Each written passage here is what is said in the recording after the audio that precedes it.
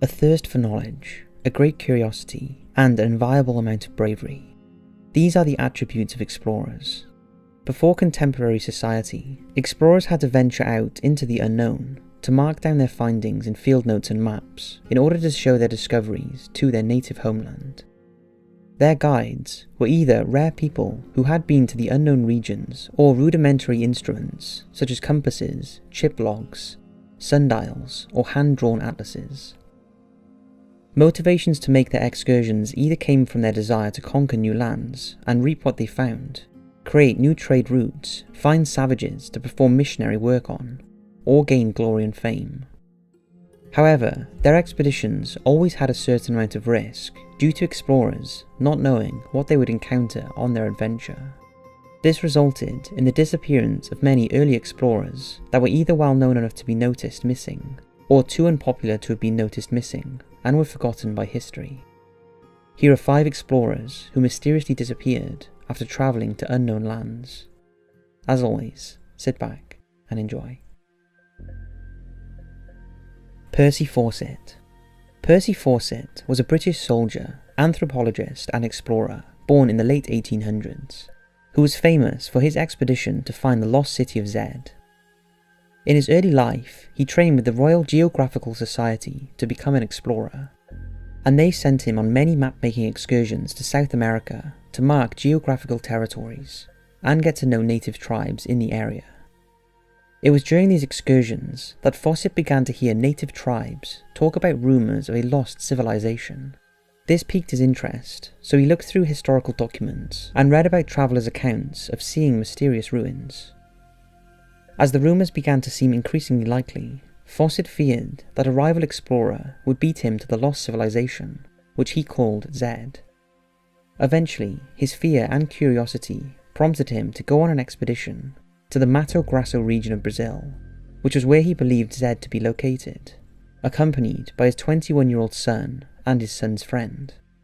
In 1925, the 3 of them went to Brazil and began exploring the dense jungle, sending letters back home to state their current location from time to time, until their communication suddenly went dark and they were never heard from again. It's speculated that the trio was murdered by native tribes, or that they had died from natural causes. However, it's unlikely that we will ever know whether they survived their trip in the jungle, or found the lost city of Zed and decided to stay there.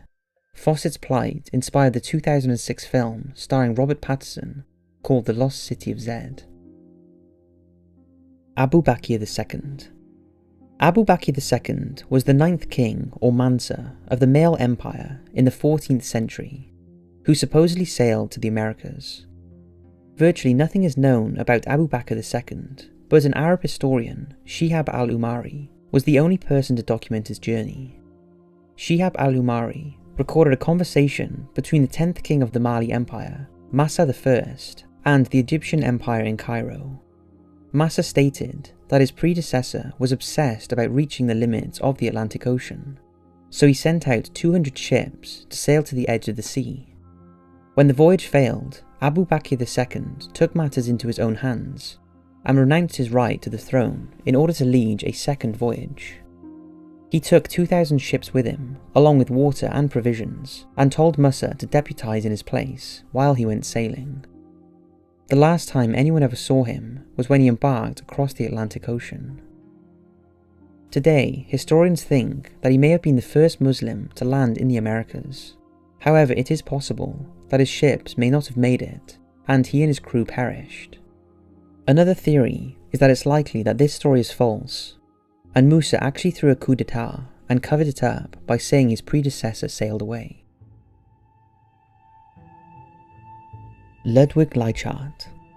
Ludwig Leichhardt was a very well-trained natural scientist who was competent in 6 languages and had a vast realm of knowledge about a multitude of subjects, which he meticulously described in a detailed notebook. He was born in Prussia, which is now mostly Germany, studied in a handful of European countries, and later travelled to Australia in hopes of getting a government appointment to explore inland. When he missed out on a government-sponsored exploration, he funded his own private excursion and left southern Queensland with a small crew. When he returned, he decided to go on another excursion that crossed the entire continent from east to west. In 1848, he and his small crew departed from Kugun Station and were never heard from again.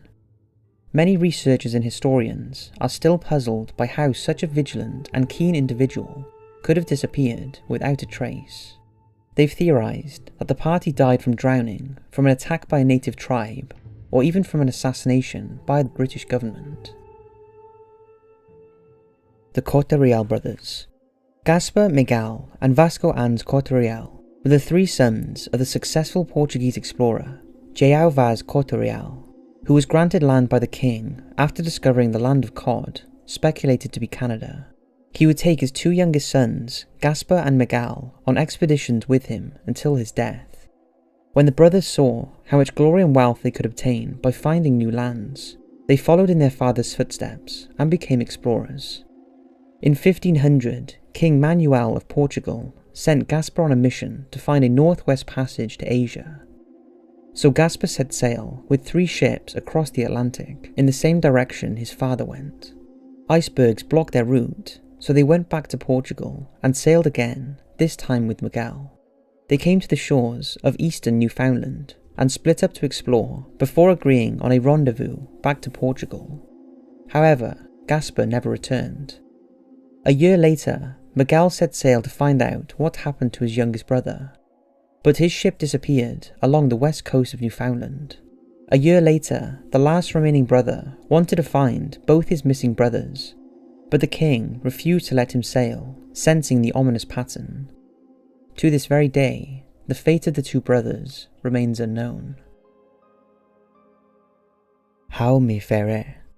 Jaume Ferrer was an explorer and sailor from Mallorca, also thought to have been called Giacomino Ferreira de Casa Marvera, according to recent research. Not much is known about his life, but the reason he decided to explore the ocean was to find the Rio de Oro, or the River of Gold. Rumours had spread from country to country that somewhere on the western coast of Africa was a river that flowed with gold at the bottom. Today, some historians think the rumours started from the Portuguese discovering a branch of the sea which confused them into thinking it was a river. They were held captives to ransom for gold. Although the rumours were sketchy, they fueled the imagination of Ferrer, who decided to set sail in 1364 to discover its riches and hopefully find a trade route with the Mali Empire. He was faced with a serious lack of navigation due to crude charts and nautical instruments, and he disappeared somewhere along the coast. Some theorize he may have made it to Cape Bojador, but his fate after that remains a mystery. So that's 5 early explorers who disappeared. I hope you've enjoyed the video, and don't forget to check out the Top 5's website, where we post regular content from ghost stories to disappearances. I'd also like to know just how many secret codes you found in this video, and just what you have to do with them. Thanks for watching, and as always, I'll see you in the next video.